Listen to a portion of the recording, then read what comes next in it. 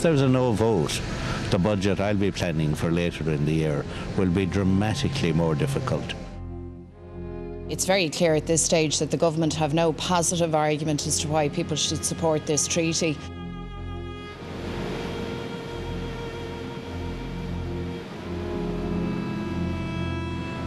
The economic consensus is that whatever way you view the fiscal treaty, Ireland is sailing into turbulent waters. The government sounded an ominous note today about the outcome of a no vote. What happens if we can't return to the markets after our EU-IMF programme? Will we get a second bailout? If not, we're warned about further austerity. At the moment, even if we had no debts at all, and we're paying no interest on debt, this year we're spending 10 billion more on salaries, on welfare payments, on health services, etc., than we're taking in taxes. And we're bridging that gap by borrowing. If we went to commercial markets for that money, we'd have to pay much, much higher interest rates. And that would require us to eliminate that primary deficit pretty well immediately. In other words, to get to a point where we were only spending what we were getting in tax. And that would require much, much faster imposition of austerity. The fiscal treaty says we must say yes if we want to be guaranteed funds in the future under the European Stability Mechanism, the Permanent Bailout Fund. The treaty states that the granting of assistance in the framework of new programmes under the European Stability Mechanism will be conditional as of March 1st on the ratification of this treaty by the contracting party concerned. But would this rule really hold? Many say that throughout the crisis that rules have been bent and broken. We've seen in the Greek case that a rule which had held for 60 years in the Western world was broken. There was a debt write-down of over 100 billion. We've seen the ECB consistently relax its rules in terms of lending to the financial sector, but also to sovereigns in an indirect way through its stability market programme. And just recently we've seen an unprecedented injection of over €1 trillion into the banking sector to prevent a credit crunch. These are all unprecedented moves.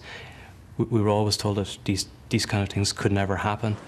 But if the EU refused us funding, would the IMF help instead? The IMF turns a lot of people down. Actually, in my experience of 30 years working for them, I can assure you that they do. Furthermore, the IMF has only been willing, and has made this very clear, to provide money to the European countries, such as Ireland, if it is accompanied by equivalent money coming from European sources. The idea that IMF will categorically not fund a member state in distress without participation of some other group of member states, to me, is really strange, and I don't really believe that that will happen. IMF mandate is to provide funding as a lender of last resort. In a crisis, they would.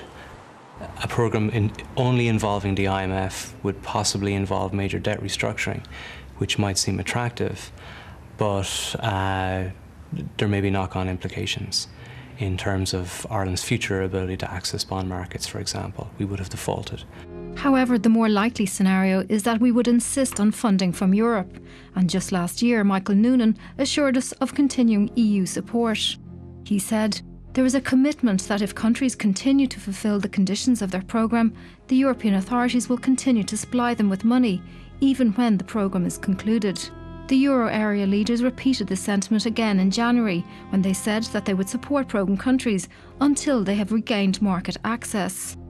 The only currently available EU money is the Temporary Bailout Fund, the European Financial Stability Facility, the EFSF, which doesn't shut down until mid-next year. That ESFF operates on the basis of unanimity, and all that would be needed for us to block Ireland getting money would be for one of the countries in the ESFF who would have ratified the Fiscal Compact Treaty to say, this is just a device for getting round the fact that the Irish have voted no, we're not going to allow it. All that would be needed would be one country to say no. It is simply inconceivable that Ireland will be left outside of some sort of the provision of funding under the European umbrella. Certainly, as the Greek example makes clear, and in that case you're talking about a country that wasn't adhering to its programme.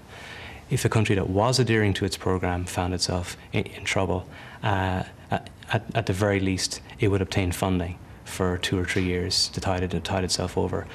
Others say that gaining access to emergency funds is not about legal entitlement, but maintaining goodwill at EU level.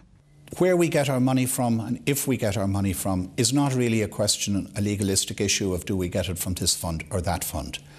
If Europe wants to lend us money, they will, and they will find a way to do so. We must maximise the political capital that we have vis-à-vis Europe.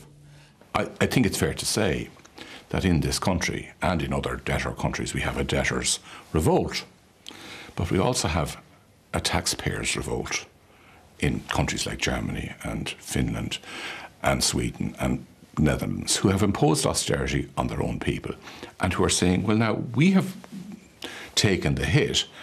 Are we going to lend our money and our credit to countries that simply won't abide by the rules that we've agreed to?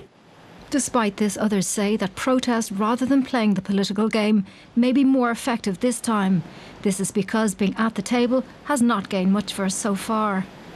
What we have seen in the last few years is the very strong unwillingness and incapability of the Irish governments to press at the European table for any sort of tangible outcomes from the European Union partnership process, and therefore being inside the tent or being outside of the tent is only really relevant if you are playing the actual game inside the tent, and we haven't played that game, in my view, strongly enough so far.